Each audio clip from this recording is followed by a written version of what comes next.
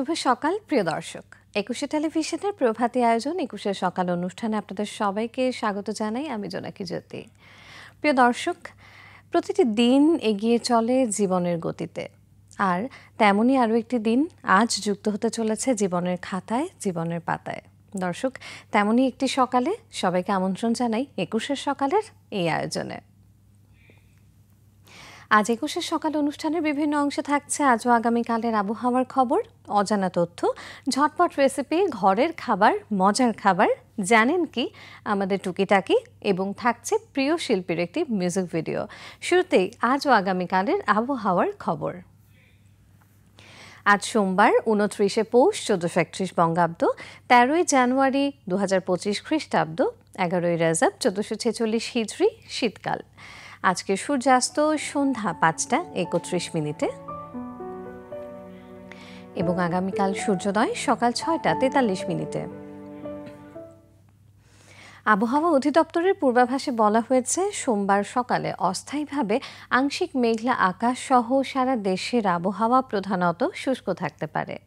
সারা দেশেই রাতের তাপমাত্রা সামান্য হ্রাস পেতে পারে এবং দিনের তাপমাত্রা প্রায় অপরিবর্তিত থাকবে। মধ্যরাত থেকেই সকাল পর্যন্ত সারা দেশে বেশ কুয়াশা পড়বে।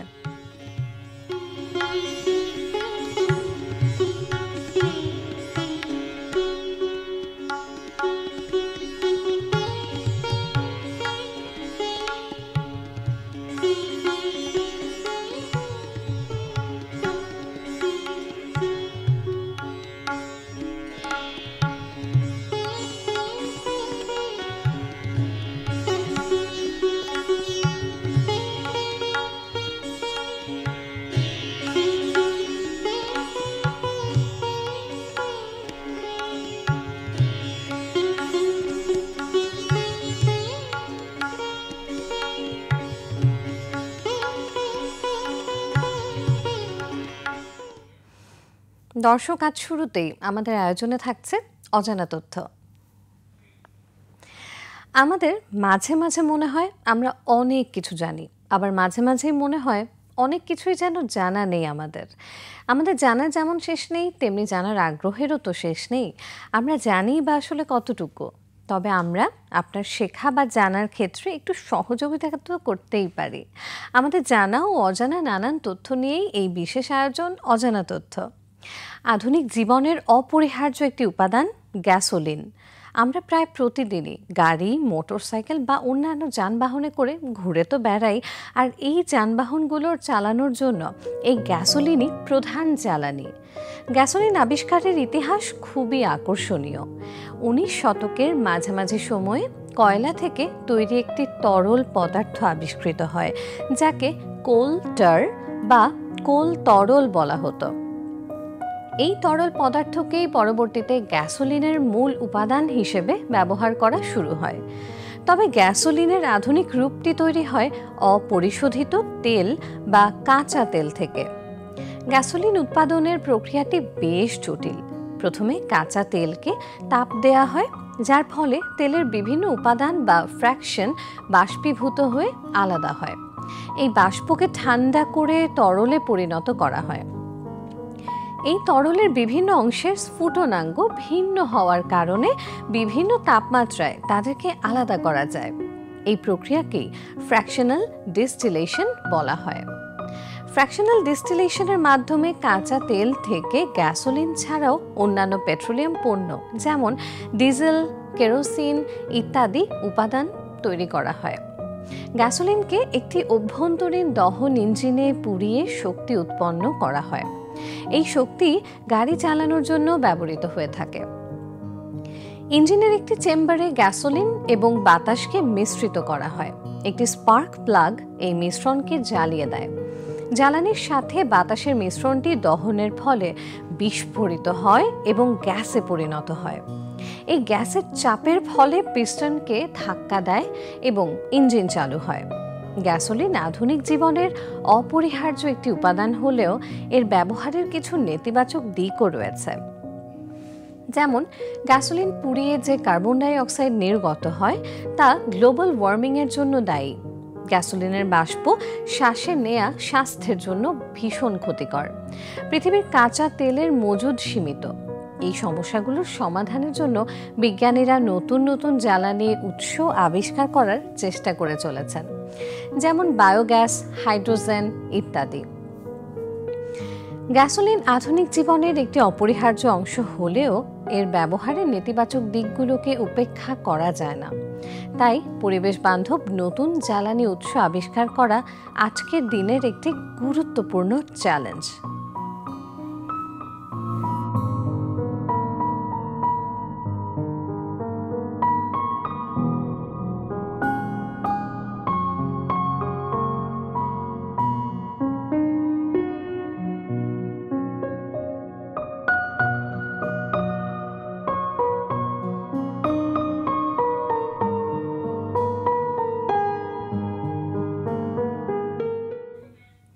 প্রিয় দর্শক, দেখছিলেন অজানা তথ্য সেগমেন্টটি। আমাদের এবারের আয়োজনে থাকছে ঝটপট রেসিপি, ঘরের খাবার, মজার খাবার। আমাদের দিনের শুরু থেকে শেষ পর্যন্ত অনেকটা সময় কাটে ডাইনিংয়ে, আর তাই কিছুটা মুখরোচক আর কিছুটা স্বাস্থ্যসম্মত খাবারই থাকা উচিত দিনের সব রকম নাশতায়। অনেকেরই মুখে অরুচি থাকে, আর তাই খাবার কিংবা নাশতার প্রস্তুতি যত ভালো হবে, ঘরের খাবারের প্রতি মনটাও ততটাই টানবে। ভোজনপ্রিয় সেসব মানুষের জন্যই আমাদের আজকের বিকেলের খাবারের রেসিপির আয়োজন। আজ আমরা শিখব কিভাবে খুব সহজেই চিজি গার্লিক রুটি বানাতে হয়। এবারে জানিয়ে দিচ্ছি উপকরণগুলো। 5 গ্রাম ইস্ট, চিনি পরিমাণ মতো, 1 কাপ পানি, ময়দা প্রয়োজন মতো, লবণ পরিমাণ মতো, 1 কাপ অলিভ অয়েল, 20 গ্রাম বাটার, ক্রিম চিজ, রসুনের কিমা, অরিগানো, পারমেসান চিজ এবং মোজরেলা চিজ। প্রিয় দর্শক, এবারে চলুন দেখে আসি প্রস্তুত প্রণালীর একটি ভিডিও ক্লিপ।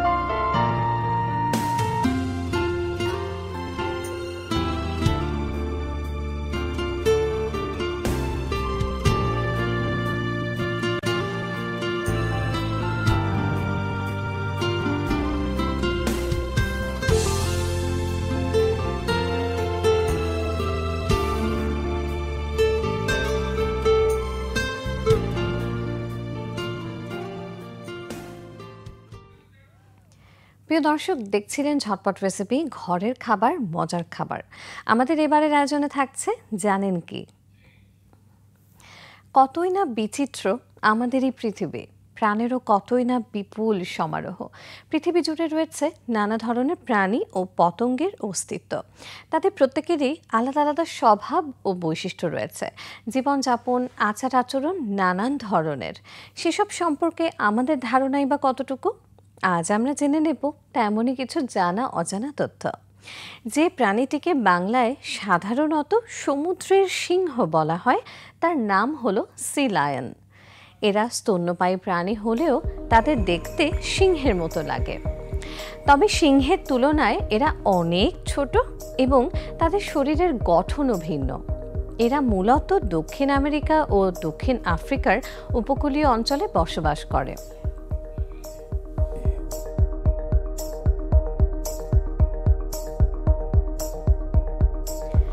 সি লায়নের শরীর অনেকটাই মাছের মতো।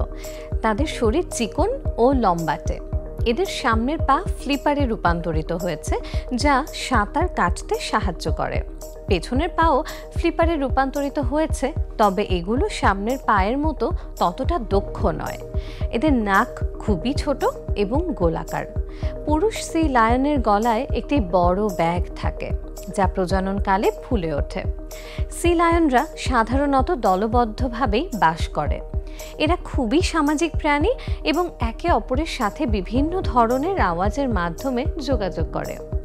এরা দিনের বেশিরভাগ সময় পানিতেই কাটায়। খুব ভালো সাঁতারু এরা এবং দ্রুত গতিতে সাঁতার কাটতে পারে। খাবারের খোঁজে এরা গভীর সমুদ্রেও যেতে পারে। সি লায়নের খাদ্যের মূল উপাদান মাছ। এছাড়াও এরা ছোট ছোট কাঁকড়া, ইঙ্ক এবং অন্যান্য সামুদ্রিক প্রাণী খায়।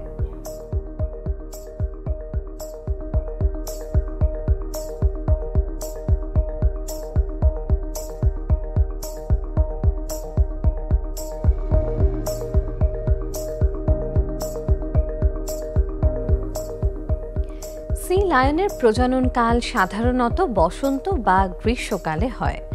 এই সময় পুরুষ সি লায়নরা মেয়েদের জন্য লড়াই করে। বিজয়ী পুরুষ একাধিক মেয়েদের সাথে মিলিত হয়। মেয়ে সি লায়ন সাধারণত একটি বা দুটি শাবক জন্ম দেয়। শাবক জন্মের পর মায়ের দুধ খেয়ে বড় হয়। অতিমাত্রায় শিকার, পরিবেশ দূষণ এবং আবাসস্থলের ক্ষতির কারণে সি লায়নের সংখ্যা ক্রমশই কমে যাচ্ছে। অনেক দেশেই সি লায়নকে সংরক্ষিত প্রাণী হিসেবে ঘোষণা করা হয়েছে। সি লায়ন মানুষের জন্য একটি আকর্ষণীয় প্রাণী। অনেক দেশে সি লায়নকে দেখার জন্য বিশেষ ব্যবস্থা রাখা হয়। তবে সি লায়নের সাথে খুব কাছ থেকে যোগাযোগ করা বিপজ্জনক হতে পারে, কারণ এরা খুবই শক্তিশালী প্রাণী এবং প্রয়োজনে আক্রমণ করতে পারে। সি লায়নরা খুব ভালো শ্রবণ শক্তি সম্পন্ন। এরা ঘুমোতে গেলে তারা পানির ওপরে ভাসমান অবস্থায় থাকে। সি লায়নের জীবনকাল প্রায় 20 থেকে 25 বছর। সি লায়নরা খুব ভালো স্মরণ শক্তি সম্পন্ন। সি লায়ন একটি অত্যন্ত আকর্ষণীয় প্রাণী, আর তাই এই প্রাণীদের সংরক্ষণ করা আমাদের সকলেরই দায়িত্ব।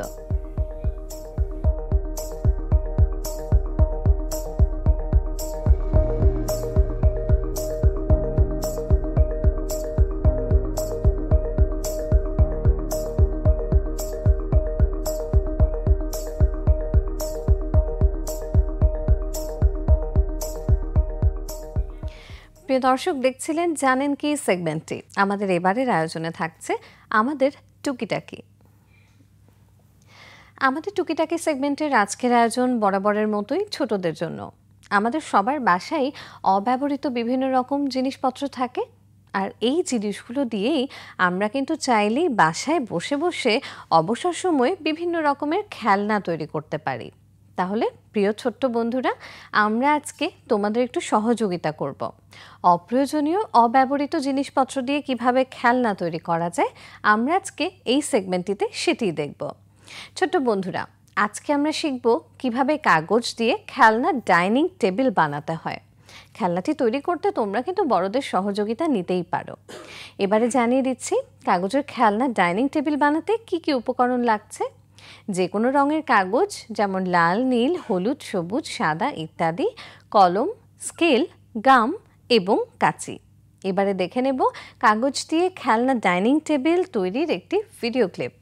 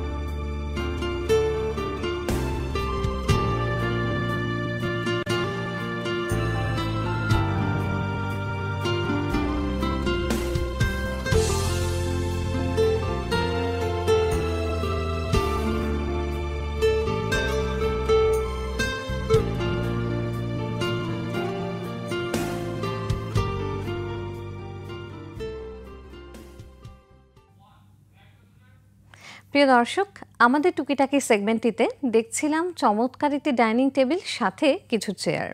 প্রিয় দর্শক, ২১শে সকালের এই যে আয়োজন কেমন লাগছে আপনাদের, সেই মতামতগুলো আমাদের জানাতে পারেন এই ঠিকানায়। প্রযোজক ২১শে সকাল, ২১শে television limited, Jahangir tower, ১০ Kazi Nazrul Islam Avenue, Karwan বাজার, ঢাকা ১২১৫। ফোন ৮৮০২৫৫০১ ৪৩১৬ থেকে ২৫। আমাদের ইমেল অ্যাড্রেস সকাল@21e-tv.com। আমাদের এই অনুষ্ঠানটি দেখতে পারেন www.youtube.com/@ttv-21 সকাল এই চ্যানেলটিতে। আমরা থাকবো আপনাদের মতামতগুলো জানার অপেক্ষায়। The only way to do great work is to love what you do. Steve জবসের এই উক্তিটি দিয়েই আজ বিদায় নিতে চাই। অর্থাৎ আপনি দারুণ কাজ করতে পারবেন যখন আপনি কাজটিকে ভালোবেসে করবেন। দর্শক, ২১শে সকালের এই আয়োজন থেকে আজকের মতো এখানেই বিদায় নিচ্ছি। দেখা হবে আবারও আগামীকাল একই সময়ে। সে পর্যন্ত ভালো থাকুন, সুস্থ থাকুন, চোখ রাখুন ২১শে টেলিভিশনের পর্দায় পরবর্তী অনুষ্ঠানগুলোর সাথেই। শুভ সকাল আরও একবার।